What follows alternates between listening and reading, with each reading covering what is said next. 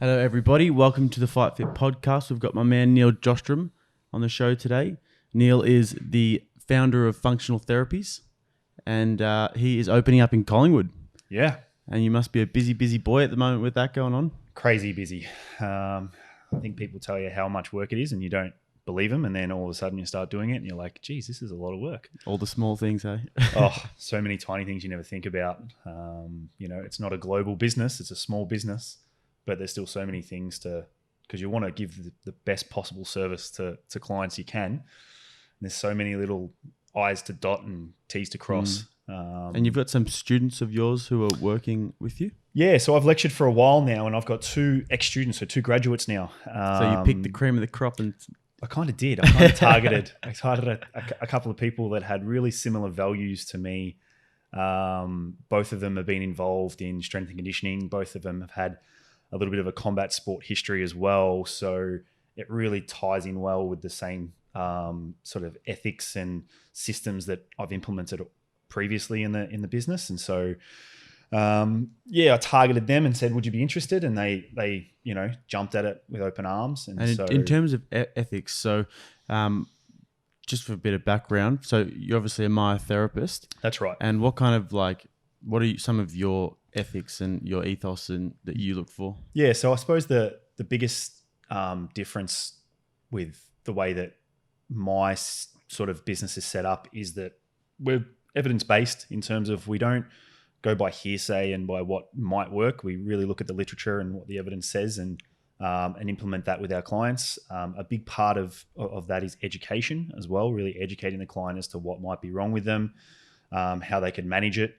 whether or not they need to be referred on. So that education component is very big, especially around pain. It's a very misunderstood thing, pain. People don't quite understand what it is, especially clients, and taking the time to educate them about why they're feeling pain and the different things that can factor into that.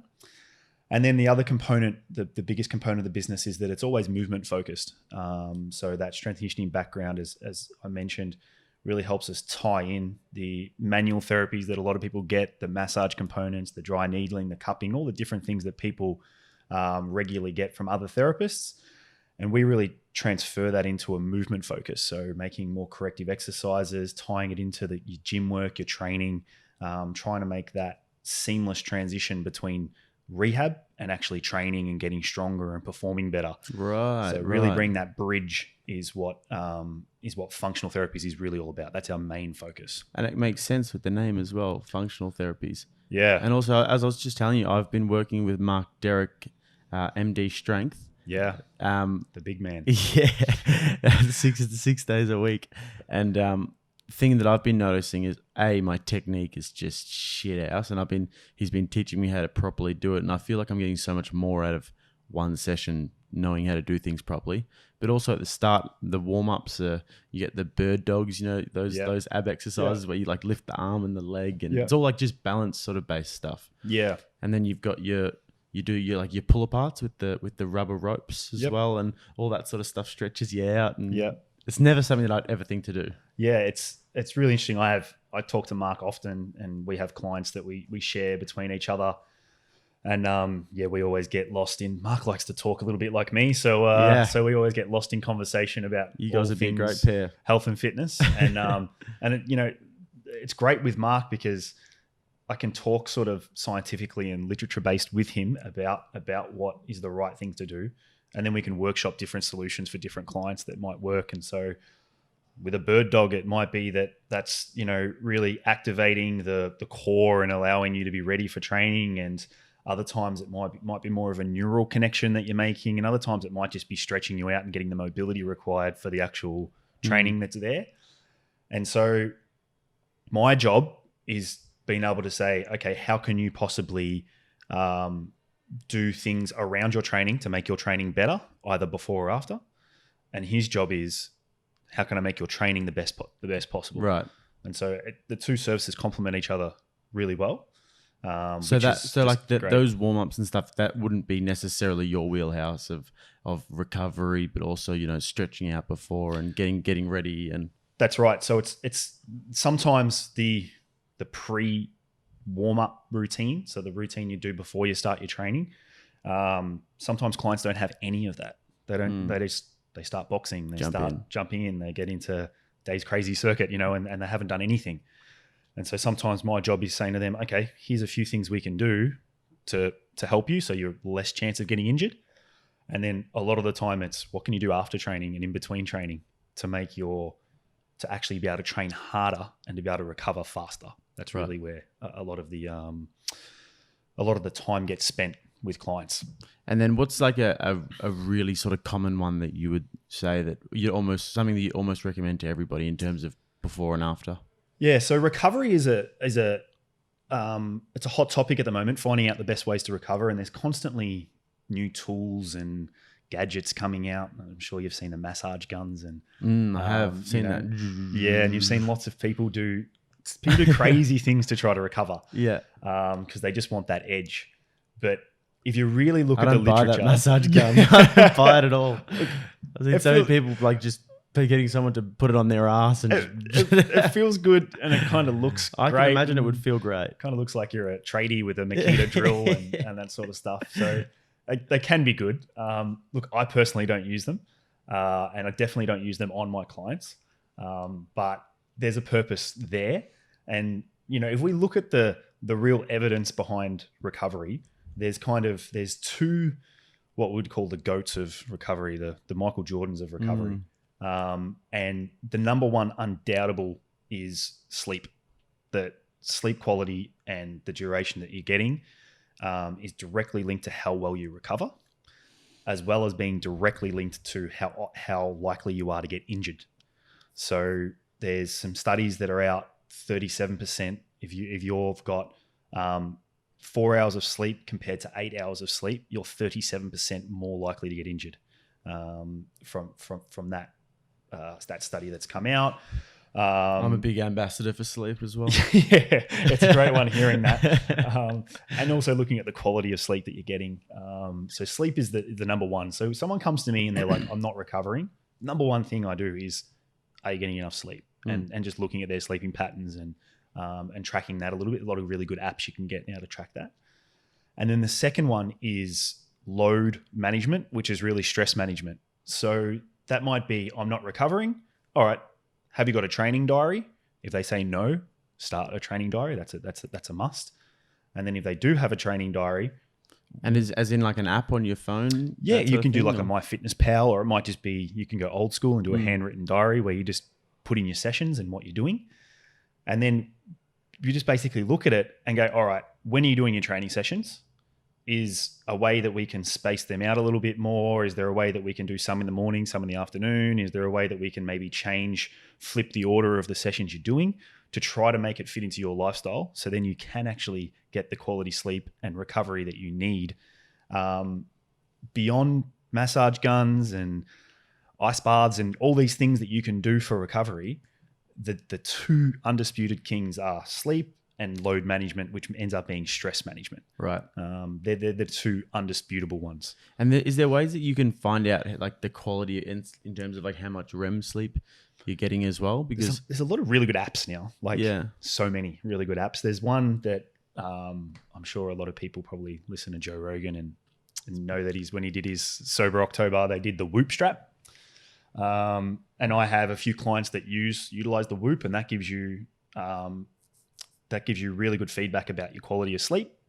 And it also gives you a rating sort of out of, I think it's up to 100, of how well you've recovered from your sleep. So when you wake up in the morning, you'll get like, okay, you are now at an 18 rating, and you go, oh geez, that's not very good. And other days you wake up and what do you mean? As in like how awake you are? No, at how much your body has recovered and is ready to train again. Yeah. And so you'll train really hard, and the Whoop strap will say, all right, you're almost at a 0 in terms of where your recovery is right now. And then you'll go home, have your dinner, sleep, wake up in the morning, and then you'll be able to see where is my recovery? How well have I recovered while I'm sleeping? So sometimes you have really good sleep, recovers a lot. Other times you have really poor broken sleep, which is me with a 2-year-old and 4-year-old at home. The dial doesn't move as much. Right. Yeah. Right. And this might be bullshit, but I was at buying my bed the other day. I had to buy my new mattress. Yeah, bullshit. And And the bed salesmen, who I just don't trust as far as I can throw them, the bloody bed salesmen. Yeah. But they're asking me what do I sleep on, what side, and all this, trying to sell me this bed. And I'm like, I'm a side sleeper. And like, oh yeah, you're always going to be interrupted in your sleep. And I started thinking, shit, does that affect my training? The fact that I'm a side sleeper and maybe, I'm tossing and turning in the night? Yeah, look, again, yes, it may if it's affecting your sleep, but one thing that affects your sleep is overactivity of the mind. So if you're thinking about how to sleep and the way you sleep while you're trying to go to sleep, the chances are that your sleep isn't going to be fantastic. So always sleep better after a good boxing session. Yeah, because the mindfulness, the absentee of thought, and I just need to sleep, and you just almost collapse in bed, right? As opposed to having, if you're a student and you're studying and exams are coming up, you're thinking about the exam, thinking about all the things you have to do in the morning.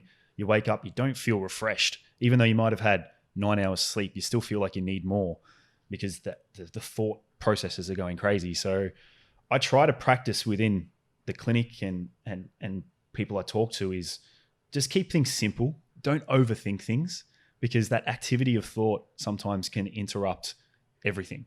And so with sleeping, what type of bed? Well, yeah, just pick the one that you think is right. Yeah. Try not to listen to the 1,000 pieces of advice that you get. Yeah. I think I'm on a winner. I'm getting it delivered on Friday. Yeah. Is it a bed in a box? No. They're installing it for me because I'm not a very practical person. I tried to go on a building site a few times and just got screamed at all day by all the tradies. So, mate, that was the end of it. But enough about my bed and my lack of practical skills. Yeah. More about my recovery. Yeah.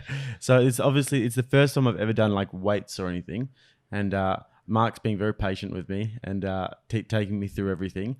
But I'm waking up pretty good, but I think it's like almost just a general sort of fatigue. My muscles aren't actually like sore in a certain place or anything, but just general fatigue, I feel like, is a bit. Yeah. Yeah.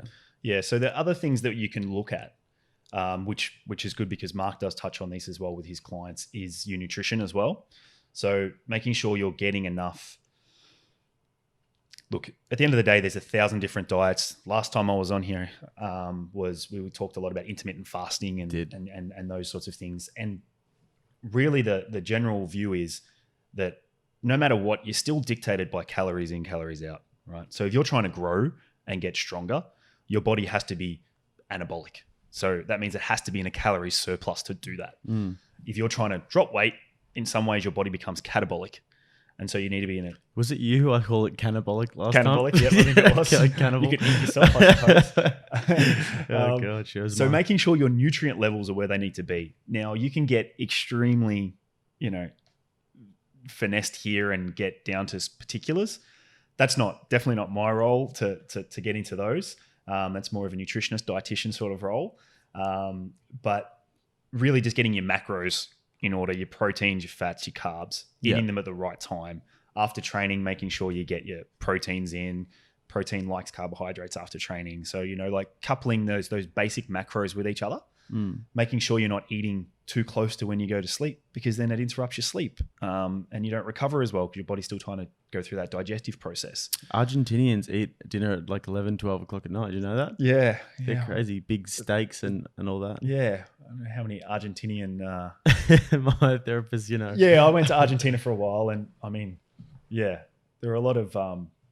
unfittish looking people walking around.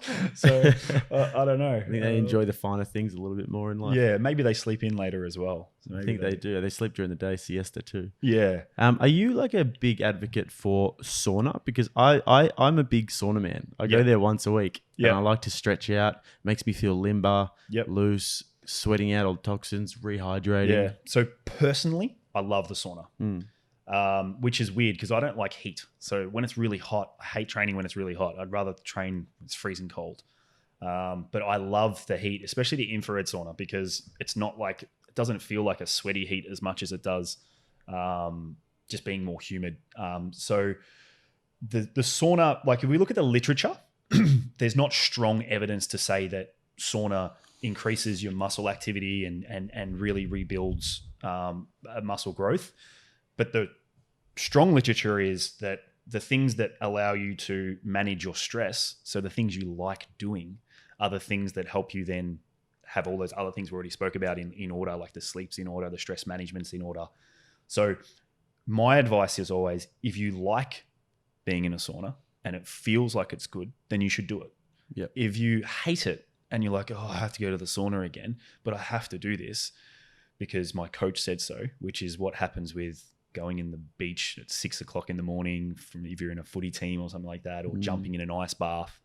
If you hate it and it's just the worst thing, then the chances are that that won't be beneficial for your recovery. Wow, it's so funny how the neural link to it, like the psychological effect and how much you like doing something is a really big component of recovery. So I love doing sauna, and so I do sauna more. And I tell people all the time, they said, do you recommend it? And I'm like, try it. And if it feels good and you think you like it, use it. If you hate being in there and you hate every second, then find another method that might work for you. And that's true about foam rolling. Yeah, some people love foam rolling, right? If we look at the literature, foam rolling doesn't structurally do anything to the tissue. So it doesn't, you don't foam roll out your quad and all of a sudden your quad is longer because you've foam rolled it out. It's really just a neurological response that you get. Some people like the feeling of the foam roller, and so neurologically they adapt in a positive way. Other people hate it. And so you tell them foam roll out your legs and they're like, oh, they're wincing while they do it, but they believe that it might help them. The chances are it won't, because it just doesn't feel good for that body. So recovery methods, you have like 15 of them, and you pick and choose the 2 or 3 that works for you, or in my case, works for my clients. That I'll say, okay, which are the ones? Let's trial it. Let's do this for a week, this for a week. All right, let's pick that.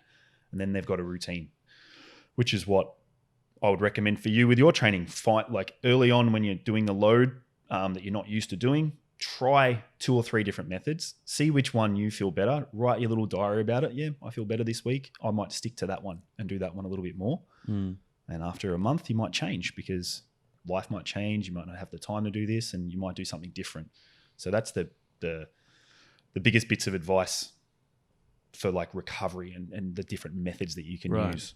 Have you ever tried one of those? Is it what's that? It's like minus 60 degrees. Cryo chambers. Yeah, cryo chambers. Yeah. So again, the literature around is not strong in terms of what physically it's doing, but a running theme with a lot of these is that the literature still isn't really well developed in a lot of these. So the studies aren't as robust as they kind of should be. So more studies are needed to actually to get it there.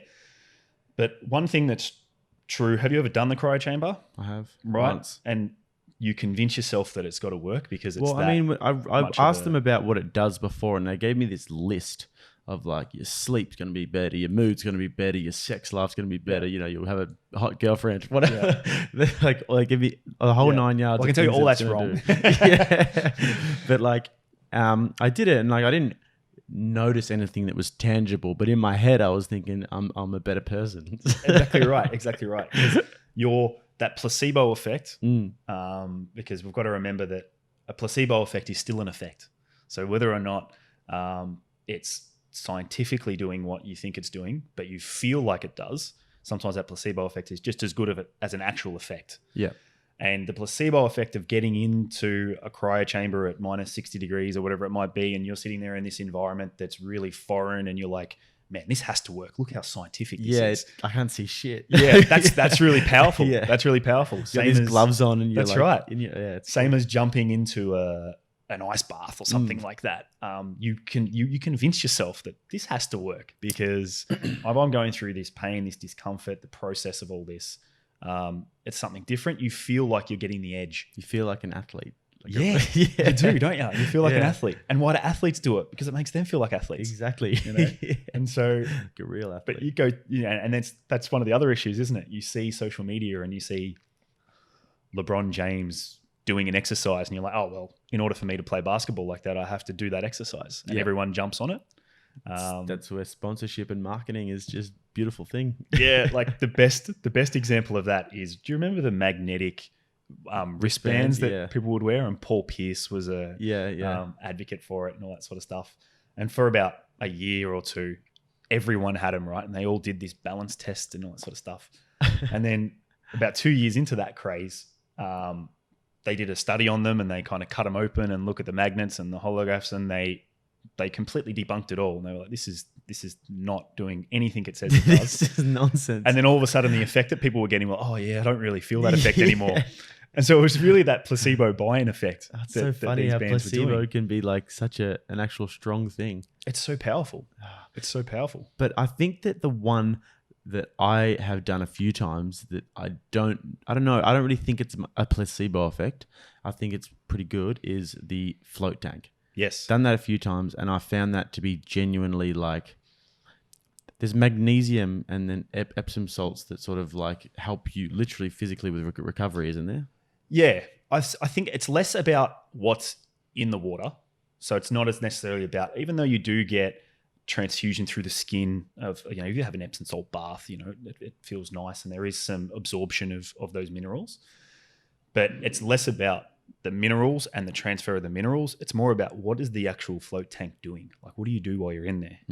You relax. Right. It's almost like a meditative state. Some people go crazy in a float tank because they're claustrophobic and they can't do it, but they like meditating. Some other people like to put on their favorite movie and just zone out to Netflix. Some people like to go for a walk and to reach that absentee of thought and that full relaxed state. Float tanks are fantastic for people like yourself, where you're like, I can just be here. I can be weightless, especially if you're in pain. Like if you've got back pain, you float, it all goes away. And just having that absentee of thought and the processes that may be not fantastic for you at that time, that's the powerful part of it. So it's not the minerals and the thickness of the water. That just helps you float. There's some added benefits there, but the real one is what process does it do for you? And so is float tank great for everyone? No, because some people freak out when they're in the float tank. But what is their method? Some people it's reading, some people it's, I like that, because a lot of professionals can be quite dogmatic sometimes about what is good, what you shouldn't do. Yeah. But you understand that everyone has their different thing. And I had one of my friends watches maths, right? Married at First Sight.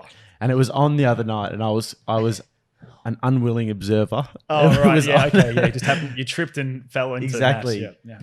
And some crazy gossip was happening. Anyways. Yeah. And she was explaining to me that, this is my time where I just sort of zone out. I've had a big day, then I zone out. I know it's mindless TV. I'm not getting any smarter, but I zone out. Yeah. And I was like, that's actually a really good point. Yeah. Because that's kind of your way of relaxing. Even though this show isn't, helping you at all, you're still zoning out. And I guess that's sort of a similar concept with the float tank for me. It's where I just get to go out, remove all of the sensory input that's happening in the day-to-day and just sort of relax for a little while. Yeah. Nothing matters at that time except you individually, the space you're in, which is dark and, deprivation tank. So you're deprived of anything of the outside.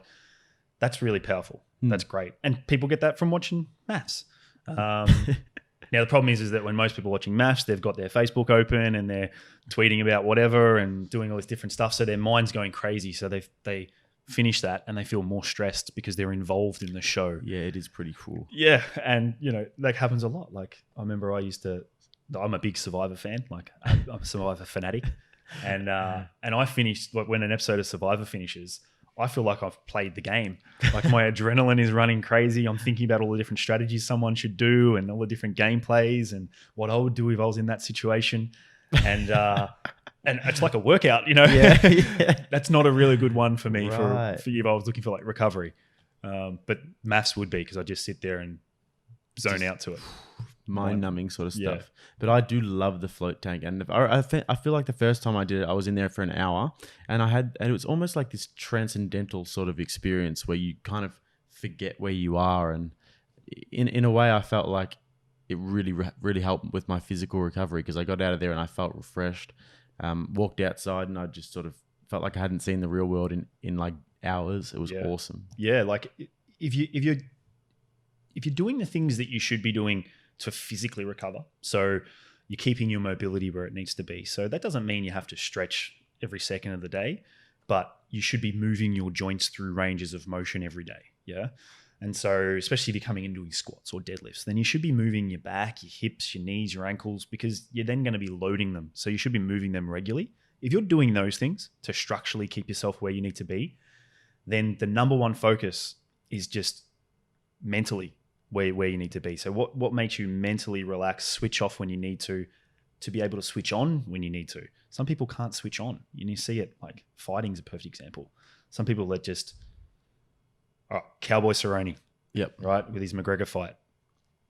Fair to say he probably wasn't switched on like he needed to be. And Conor knew that. Conor knew that Cowboy was a slow starter and Conor's a fast starter. Mm-hmm. So whatever Conor McGregor does, he gets himself in a state where he's ready to go from the very beginning. He's found his niche. Whereas Cowboy maybe, that normally relaxed takes state, a round to switch on. takes a round to switch on. The problem is if you're fighting a really explosive fighter who's switched on from the start, you're going to get hurt. You're going to get found out, which is what happened in that sense. So finding the things that work where you can switch off where you need to, but you can switch on when you really need it, which is performance training. That's the balance that I think it's elusive for a lot of people. And that's what we try to help with. What can we do to add to make you switch off? What can we do to add to make you switch on when you need to? Right. And switching on's a good one, especially with boxing as well, because like you said with the Cowboy example, it is quite common to get in there and to just be like not really mentally there. You're physically there in the ring or in the pads, bags, whatever, but you might be thinking about something else and you struggle to get into that flow state. You might be thinking about like a really heavy costume that you wore to the ring and it takes a toll on you and the next thing you know, you're being punched in the head 4 times. Yes, exactly. Yeah. But that does happen though, like not the costume, that was absolute nonsense. Have you seen the clip of Deontay Wilder talking to Joe Rogan about like saying, I wear 40 kilo weights every day. Yeah. He's a unique, you got found out, bro. Person. I think when you're 40-0 and you've knocked out all these people and for 15 years you haven't been beaten, and I think you truly believe that you're unbeatable, and you have people around you that have told you that for 15 years. And so when you get found out by, it's no shame to lose to Tyson Fury. He's a freak of a heavyweight boxer. When you get found out, you have to go to what's the reason that you can't be better than me. What's was that suit? Yeah, it was that damn costume. I was in it for like 20 minutes and it's like, that stopped your head movement, did it? Or that made you only throw a right hand loaded up. Interesting. Yeah. I'm not too happy about the rematch. Yeah, July 18th. You'd rather Joshua, wouldn't you? But I mean, rematch might then make the Joshua fight bigger, maybe when that happens later in the year. If Joshua decides to fight him eventually. Yeah, I think Joshua's game to fight them. I just don't think that the matchmakers want to necessarily do it straight away. I just don't understand, because if Wilder wins the next fight, then it's 1-1 and a draw. Yep. What happens? They fight again? Well, from a promotion perspective, yeah, they want to drain that cash cow for as much as they possibly can. That is just. I like the fight and everything, but there's only so much of Tyson Fury calling me a big dosser. Yeah. that I can watch. In the build up. You do want fresh blood in there as much as you possibly can, but at the same time, you understand from a promotions perspective, how can we get the most money? How can we get the most people to view, most eyes on this product? And that's through the biggest names. Are you working with any fighters at the moment? Only the people who are currently at FightFit, working with a couple of those. They're going through a few little injuries, which we won't talk about, to helping them to get their recovery. And then I'm sure I'll be helping out a few people either with their boxing training or their recovery processes as the challenge training starts again. But my specific boxing training days aren't as heavy as they used to be a few years ago. I used to have a few more fighters sort of in the stable, you'd say. But you used to have Simone Bailey, right? Yeah. Simone started training with me for a couple of years, and we had some really good results. Simone won the national championships, which is fantastic. And then she realized that she's too smart to get punched in the head anymore, especially with some eye issues that she had and things like that. And so, she decided to she's obsessed with CrossFit. Yeah. And so she does CrossFit every day. And she's busy, being the head of the boxing board and a barrister, and her life is just too busy. But at the time, boxing was her number one focus. She was obsessed with it. She was gone. And so we worked really well together because I brought system to her training. I brought, there was a goal and a focus to everything we did. There was a purpose behind it. Yeah. And that really worked for her.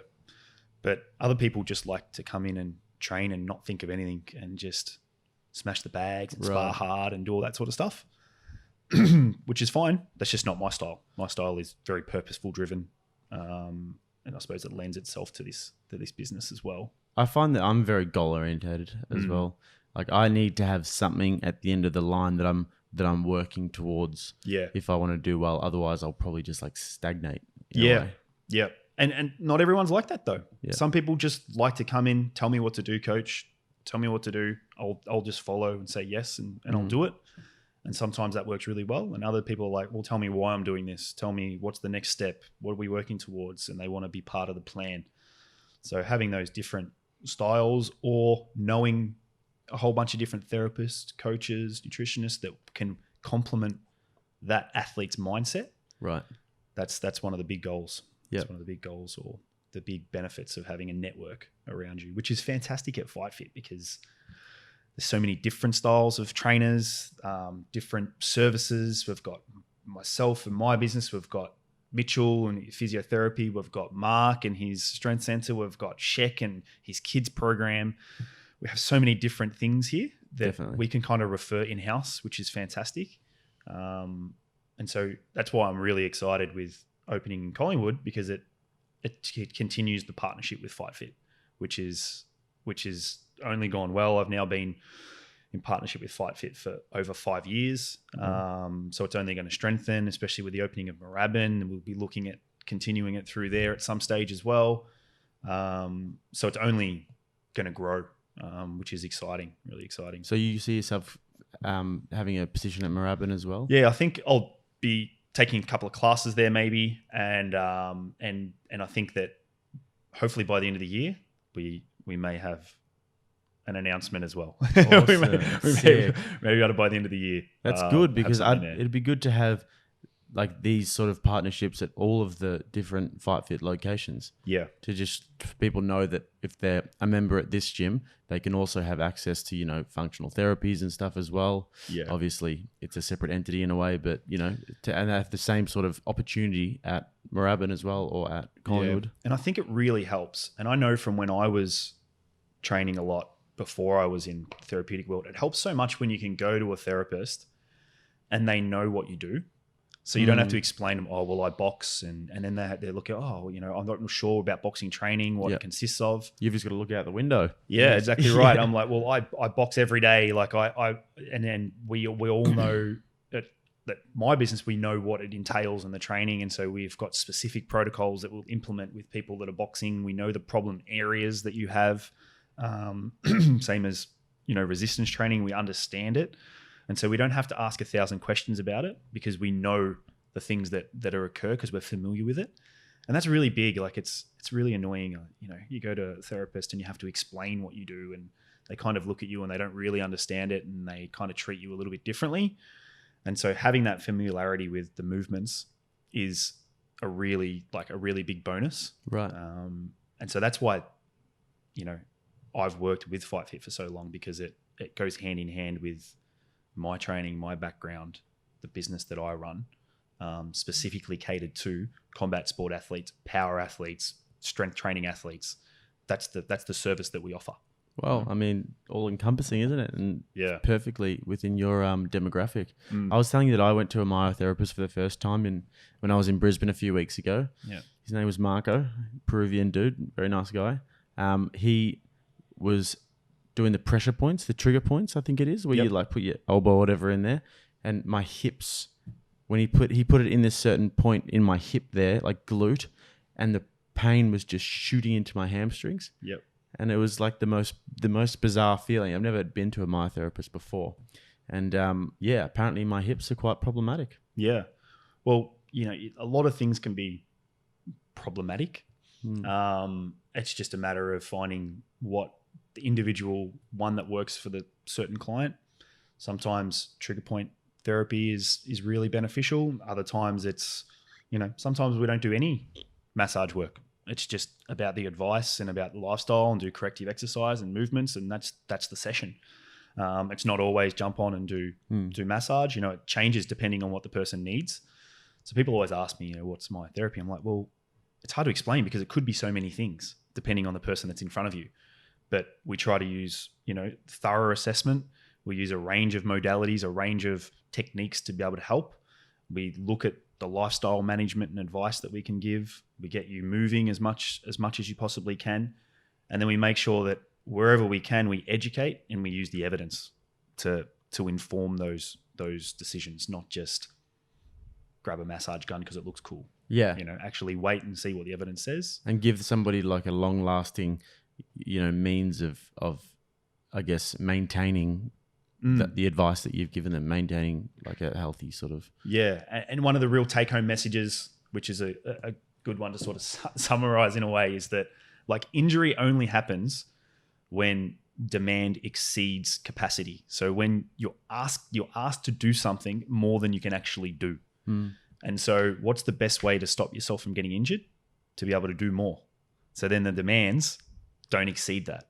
And so if someone comes in and hurts their hamstring or their lower back and they were deadlifting at some stage, I don't want to return you back to pre-injury state. I want to make you better. I want to increase your demand. And so part of that is going to be loading you up, doing strength training as part of your rehab, not just being on a table, getting a massage, feeling better, and then, all right, you've recovered, go train, and you haven't actually increased your capacity to move and to load. You've only just restored it back to where it was. But that obviously wasn't good enough because you got injured. So increasing capacity is huge to be able to then have your body demand more, which is sort of the motto, I suppose, that we follow. That's kind of what I'm going for with my strength training at the moment, because I really want to look sexy, but also gain a bit of lean muscle mass. Yeah. But I want to be stronger as well, and in the areas I often get injured, like say my hips or my legs or my shoulders and all of these like problematic little places. I'd like to be actually stronger there. Yeah. Because I think that'd be a really good remedy for getting injured all the time. Yeah. Yeah, definitely. And not being out of balance as well. Yeah, a little catchphrase that a few therapists use. I don't mind it. You can't go wrong getting strong. And so if someone said, what should I do? Well, get stronger. Like I've never met anyone that says, I'm too strong. Like you can be too bulky or, no one ever complains being too strong. So get stronger. Yeah. Like it requires training. It requires methodical training, not just haphazard training to have a certain outcome. It was so funny. Yesterday, I was talking to Eric Diamondstein, and he came over to me while I was doing my weights, and he was like, "Oh, what are you up to?" I was like, "Yeah, I've been doing weights and whatever." And he was like, "What's your goal?" And I was like, "Yeah, I want to get strong, but I want to get too big." And he was like, "Yeah, look, mate, it takes a while to get really big. So I think first of all, you just build a bit of muscle before you start worrying about getting too big." I don't think you have to worry about that. And I was like, you know what? That's a good point. Yeah. It's because I don't want to get massive because of my boxing. Brendan would kill me. But that just comes down to training design. Yeah. Like bodybuilders get big because they train time under tension. So they're slow reps and heaps of reps and moderate weight. You see a lot of powerlifters out there and they're not anywhere near as big as a bodybuilder because they're training less reps, more explosiveness, speed's a part of the training. It's the same with boxing. You want to be strong for boxing. You don't want to be a bodybuilder. So your body shape will change, but not beyond what you'd want it to if the design of the training is right. Right. Yeah. If you're just following Arnold's encyclopedia of that's what I was doing. Yeah. Then you're before Mark got a hold of your me, body that's what I was changes. doing. Yeah. Doing Arnold curls and presses. I thought he was going to be so impressed with me. I was like, yeah, look, I got Arnold's thing up. And he's literally like, yeah, look, yeah, man, I'm sure. But it's good. He's now got me something that's catered for me and for what I want to do so that I don't get too big. Yeah. Because too massive. Because I saw the weight you're shifting. You're in danger of getting too big. I know, mate. Seriously, I got to be careful. Yeah. But have you seen Joe Rogan's episode with Faraz Sahabi? Yes. And he's like a guru. He's the TriStar guy. But one of his theories is that he likes to not ever be sore, you know? And I find that quite interesting. And he's thinking about volume over a longer period of time. So you're training X amount and then you're able to maintain that 5-6 times a week rather than smashing yourself, having a shit session the next day. And then over, say, a year, you've trained more hours, but at a lesser intensity than somebody who's trained, you know. Less. Yeah. So there's sort of a theory that you have with acute chronic workload. So chronic workload would be all the work you're putting over a period of time. So at like a 3-month period of time, all of that stuff adds up and becomes really big. And then there's the acute workload, which is what you can do week to week. The problem that I see for us is sort of theory is that if you're not experiencing intense loads during your workouts and going to that threshold, if all of a sudden you're in a position where you need to do that, i.e. in the ring or whatever it might be, game day, you need to go to that threshold. You may not have experienced it in training because you're only doing small amounts. And so all of a sudden it's like, well, I've got to do double what I've ever done in a one session. Does my body know how to do that? So, and I'm sure he wouldn't, like, he'd have GSP doing intense stuff. He just probably mellows it down during the off seasons and those sorts of things just to continue. And so you've got to have your athletes experiencing that intensity, but at the same time, I agree. I think too many of us train crazy intensity and we don't recover, and then it affects our training and it affects our performance. So people think training harder is the key. Training smarter and recovering harder is the key. Think of all the money people spend on training and all the time, and then you ask them, "Are you sleeping?" And they're like, "Nah." "Are you drinking 2 liters of water?" "Nah." Well, all of that is only being 10% less effective, 10% less effective. And next thing you know, you're getting 50% of the benefit because you're not doing all those little things. Water. Like water is an important one. Yeah. I started drinking 4 liters a day when I was working with Michelle Reeves doing my nutrition plan before the last FightFit challenge. Yeah. And literally nothing has been more like of an eye opener for me than how good I felt drinking 4 liters of water a day. And I try and stick to it religiously. The number one thing in our body is water. Cognitively, like 70% of it is sort of water. Do you try to get down sort of? I try to every day have 3 liters if I can. But I lecture at university and stuff. Sometimes I'll do a 3-hour lecture and I'll be like, geez, I've just talked for 3 hours and I have not had a sip of water. Yep. And I'll start to get headaches. I'll start to feel fatigued. But you notice it so much once you've actually started to stick to a routine of drinking a lot of water. Yeah. And sometimes it's hard at the start because you're like, oh, I don't feel thirsty. I'm running to the toilet all the time. But your body adapts. Yeah. Your body adapts to it. And so that's just a simple thing. It's cost effective. Just drink more water. And all of a sudden your training might get better. Like now I wouldn't go into anything that I have to use my brain for. If I have like a big day of work ahead of me or if I've got a podcast, the day before I'm like, I've got to drink 4 liters today and then get up in the morning and still keep hydrating because your brain is so much more switched on and obviously your body as well. And I think it does help with your physical recovery as well. For sure. It makes sense. Blood without water, blood is nothing. Yeah. And blood delivers the nutrients to the muscles, to the organs. So if you're depriving yourself of water, you're making your blood thicker, which then means the transportation of nutrients is diminished. Wow. So it's like, it's a no-brainer. And most people don't even think of it that way. And then when you explain it, they're like, actually, that's a good point. I'll start drinking more water. And then, I can sleep a little bit better because my recovery is going a little bit more. I get more out of my sleep. And then their training becomes better because of that. So rather than going, get the newest compression shorts or, do all these fancy things that cost money and all this sort of stuff, just do the basics. Too many people aren't covering the basics enough.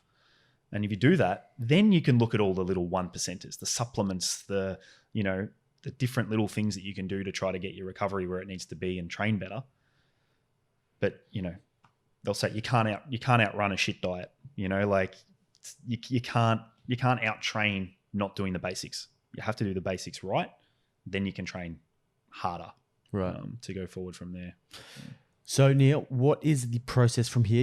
You're opening up, did you say Monday? Yes, so Monday the 9th is our official opening date at Collingwood. And that will be the day that this is released. Yes. Monday the 9th. Yep. So the evening of Monday the 9th. So when you're listening to this, you can then pop into Collingwood the next day. Yep. You can jump online. We'll be launching our brand new website with our online booking system as well.